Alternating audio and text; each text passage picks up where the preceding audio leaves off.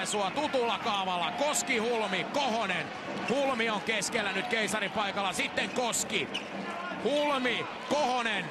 Katsoo, Hulmi virittää laukauksen ja siinä on Toivoniemi ja Toivonen kaksikko maalin edustalla. Pystyy selvittämään, hyvin pelattu ylivoimakuvio ja se jatkuu. Nyt on maali tyhjänä, 6-4 vastaan pelaa SPV, 2 miehen ylivoimaa.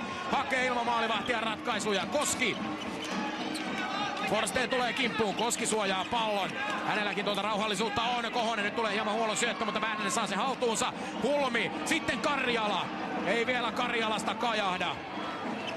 Kiviranta käyttää Karjalan uudestaan. Nyt tulee SSV täysilukuiseksi. Tuleeko? Ennen aikojaan näytti hieman siltä. Järvi on kuitenkin kehissä. Ja siinä on Mikko Kohonen. Tasoittaa ottelun 2 sekuntia ennen täyttä aikaa. 8-8. Mikko Kohonen, isojen maalien mies. Katso, onhan siellä vielä aikaa ihan reilusti. 8-8 ja Tommi Koponen vähän niin kuin pölkyllä päähän lyötynä. Hyvää päivää mikä peli. Jotenkin näytti siltä, että kellossa oli vielä SSV:llä Järvellä rangaistusta, kun hän tuli kentälle. Se nyt on yksi